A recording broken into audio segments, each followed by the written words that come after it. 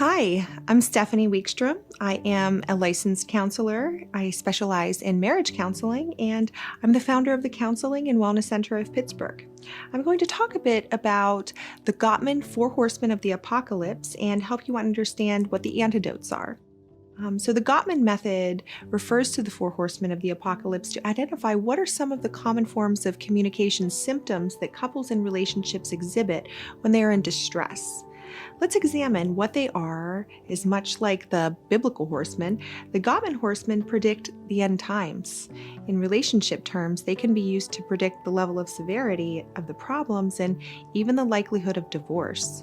While any couple who sees this will likely note that their relationship has used these defense mechanisms at times, in a healthy relationship, the defense mechanisms are usually disrupted with their healthier alternatives.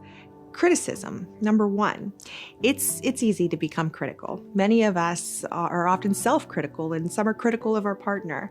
When we're criticizing our partner, our intended message is often lost in translation. An example of a criticism might be, "You never do the dishes," right? While it might be true that we observe our partner's lack of doing the dishes, our partner probably sees it differently and will observe the attack happening and launch into a counterattack. Something like, "Well, at least I am sensitive," or "better than constantly complaining," right? You can hear it all happening now. If you can imagine, this sample exchange is galloping fast toward no place good. The antidote to criticism is to state your need and feeling clearly in constructive terms. Something like, "I feel really overwhelmed with work right now, and I really need some help with the dishes." Make a practice of pausing and thinking about what your underlying unmet feelings and needs are when you notice that you're becoming critical. Your partner will likely respond very differently to a clearly stated need compared to a criticism. And at the end of the day, this is the goal. Can you think of 5 things that you've criticized your partner for and what the healthier feeling and need is? So defensiveness. This one is usually seen in response to a criticism or even a stated need. For example, imagine that our partner brings a topic up, and instead of trying to hear what they're saying and relating to what their experience is, we shut down. We become emotional and verbally attack and refuse to acknowledge what is being shared. Imagine if our partner says, "You are late so often." A defensive response would be, "That's not true. I came home early yesterday."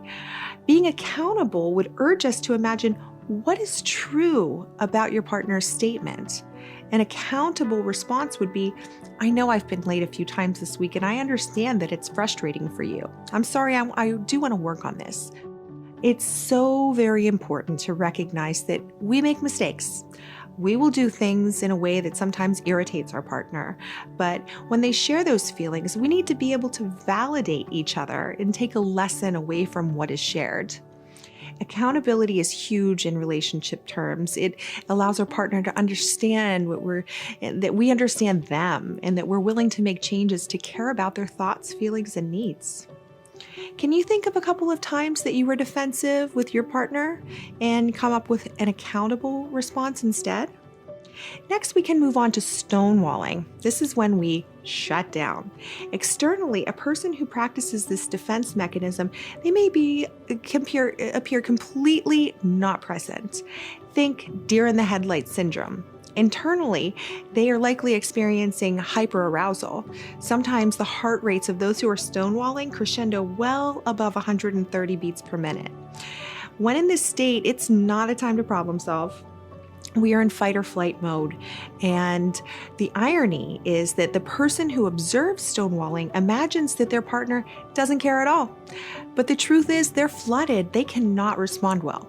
The way to disrupt this is to learn some self-soothing strategies that brings down the level of hyperarousal so that the person can communicate better. Can you think of 5 self-soothing strategies that help you calm down whenever you're hyperaroused? Contempt. In many ways, this is a very significant defense mechanism because it accurately predicts divorce, according to the Gottman's research. Contempt is when, instead of taking an issue with something that has happened in our relationship, we take issue with our partner in general. It's related to disgust. It's a complete inability to see anything that is positive in a person who we once loved. An example of contempt might be if our partner shows up 10 minutes late and we say, yeah, you were born late, and it's no wonder you don't take anything seriously. No wonder you got written up at work. In this kind of emotional atmosphere, it's even statistically shown that people exhibit more cold and flu symptoms in a relationship to the number of contemptuous comments made by their partner. The antidote is to cultivate an atmosphere of appreciation. Appreciation and gratitude are vital balms to our loving bond. Can you share 5 things you appreciate about your partner?